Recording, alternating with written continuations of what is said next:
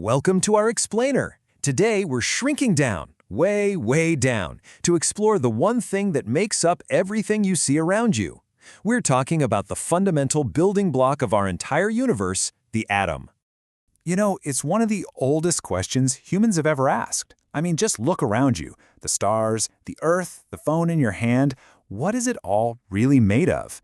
This one question kicked off one of the most exciting and mind-bending detective stories in the history of science. So our story begins more than 2,000 years ago with the ancient Greeks. They had this thought experiment. What if you took a piece of matter, say an apple, and just kept cutting it in half, and then in half again, and again, and again? Eventually, you'd have to reach a point where you just couldn't cut it anymore, right?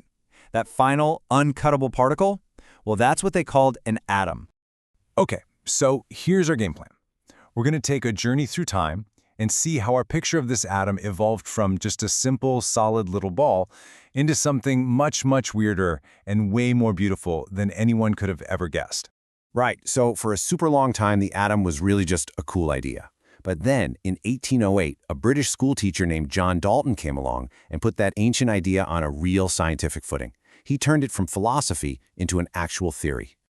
Now, Dalton's theory was a huge deal. It was powerful, and it explained a ton about how chemicals react. But there was a problem. Even a super simple observation, like rubbing a balloon on your hair and watching it stick to the wall, just didn't fit. If atoms are just these tiny, neutral billiard balls, where in the world does that static electricity, that charge, come from? Okay, let's jump forward to the late 1800s. Scientists were now playing with electricity and these really funky-looking glass tubes. And they were about to accidentally stumble upon the very first clue that would crack the atom wide open.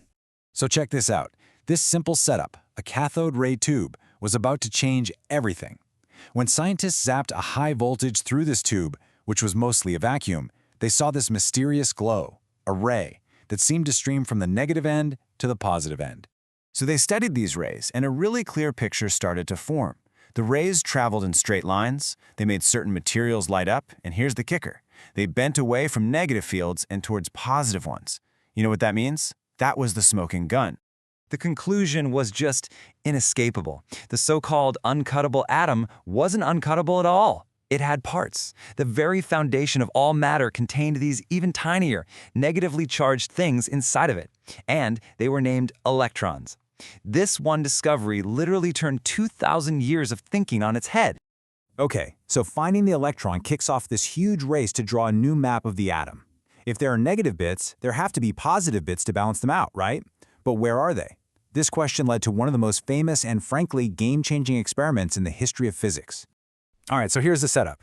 A team led by Ernest Rutherford started firing a stream of tiny positively charged particles. Just think of them as microscopic cannonballs, at a sheet of gold foil so thin it was only a few thousand atoms thick.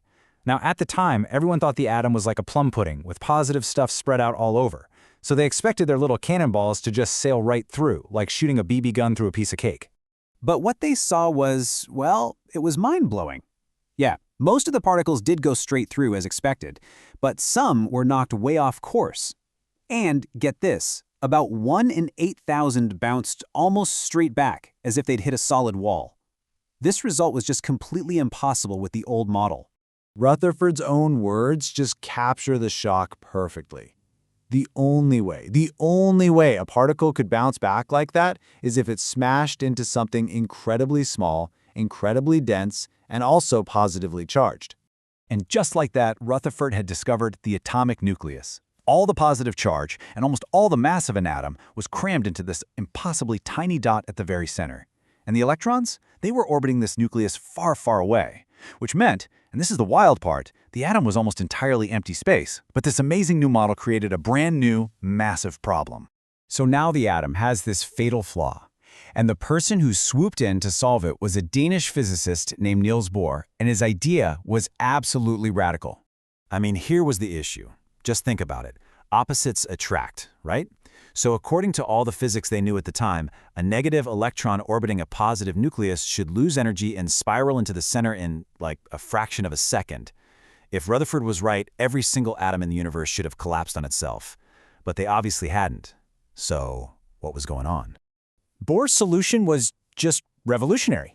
He basically said, hey, maybe the rules of our big world just don't apply inside an atom.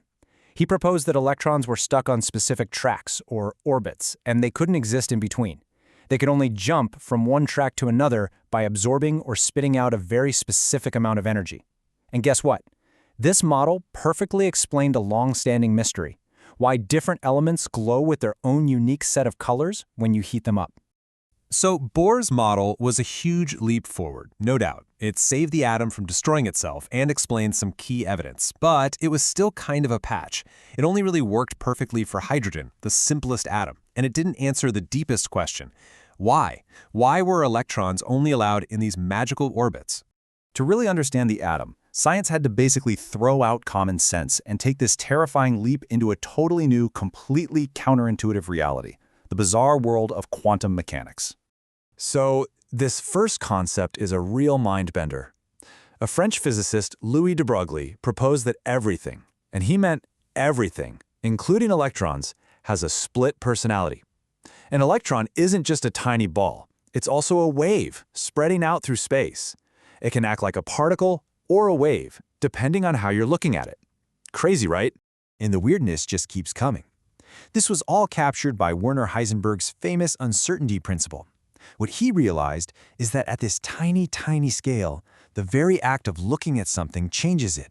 There's a fundamental limit to what we can ever know. The more precisely you try to pinpoint an electron's location, the less you know about where it's going. And the more you know about where it's going, the fuzzier its location becomes.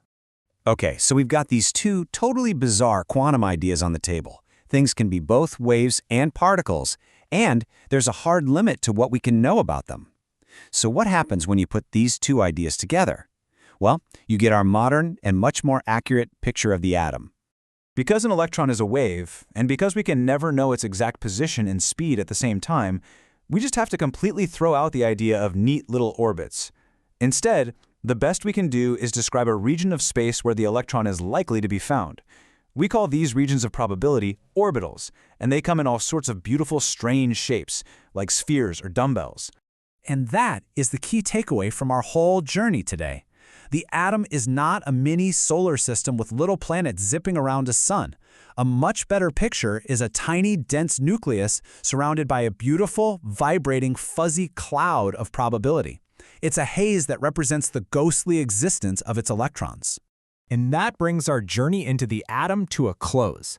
We went from a simple, uncuttable ball to this complex, beautiful quantum cloud.